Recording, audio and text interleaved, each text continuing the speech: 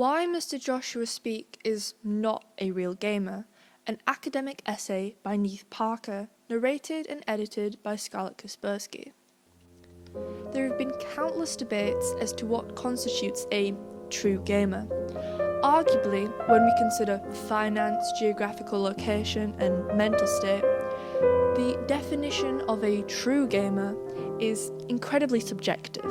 However, in most cases, while we find it difficult to definitively prove whether someone is a true gamer, we can very easily prove when they are not. This brings me to Mr. Speak. Speak is a prime example of what many would refer to as a fake gamer.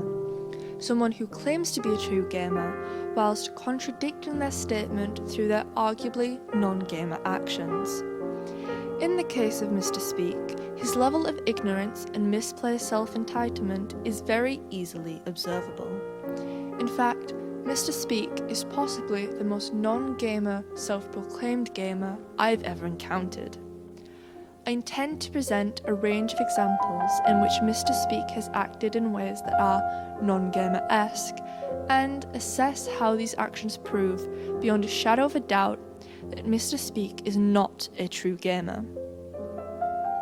Although I will not be exploring this topic within this essay, I feel it must be stated that I do not believe Mr. Speak will ever become a true gamer, due to the toxic and non-gamer cycles he currently finds himself residing in.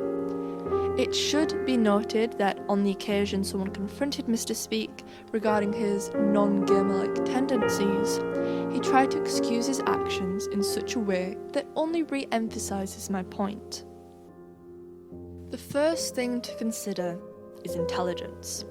Intelligence ranges throughout the entire population and can be focused into different areas depending on that specific person's skill set. This is where it can become easier to differentiate between a true gamer and a fake gamer. It is a well-known fact that a true gamer can always utilise 100% of their brain when given any task. Having conversed with Mr. Speak on multiple occasions, I can solidly say that he is somewhat incompetent. Upon discovering that he was unable to sleep due to the fact that he was, and I quote, too warm in his bed, he did not consider removing the covers from himself to reduce his temperature, but rather he remained confused. Mr. Speak then consulted me on the matter, asking my opinion on the situation. It is agreeable that in the same situation, a true gamer would observe their surroundings, assess the pros and cons of all their options, and then act accordingly.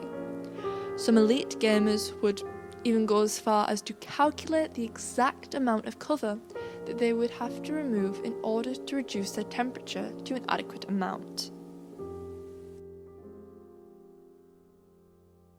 Secondly, one of Mr. Speak's more observable and consistent behaviours are the strange and almost unidentifiable noises he makes.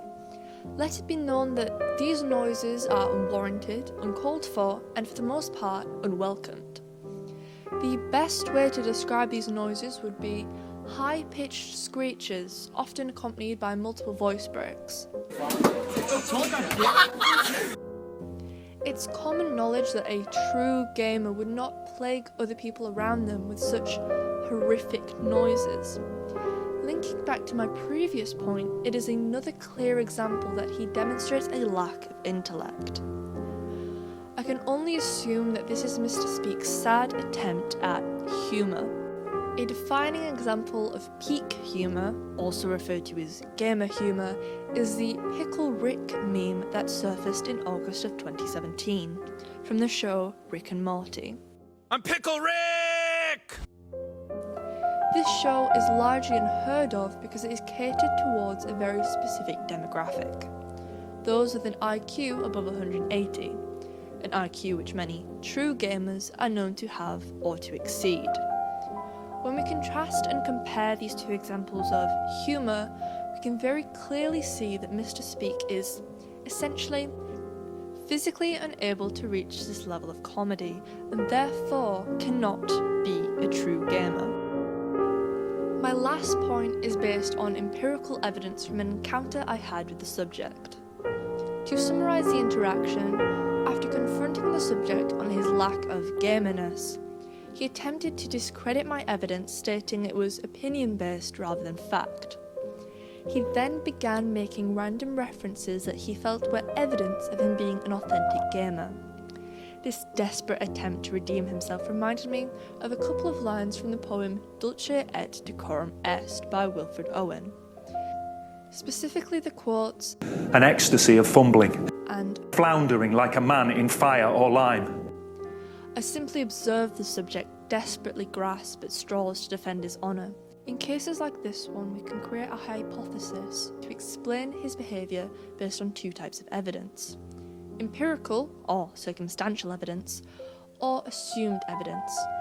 It is recognised globally that studies based on empirical evidence, sense, experience, and what we can actively observe are what creates solid foundations for an accurate hypothesis.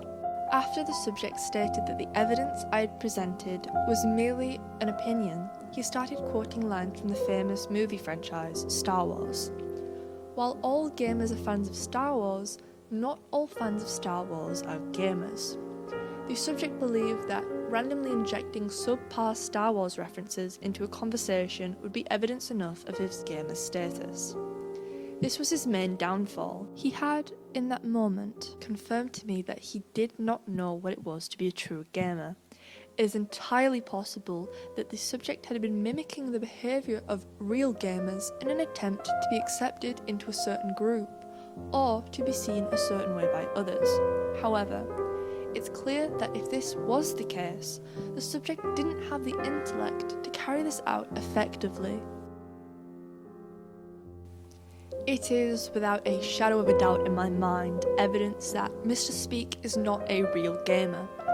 There's a lot more evidence to support my case, however, I feel I have gathered an appropriate amount of sufficient evidence that has stood out to me personally. Gamers are in the minority. Many of us dream to be true gamers, but imitation and general disrespect for gamer culture is unacceptable. We must not continue to allow this to be normalised.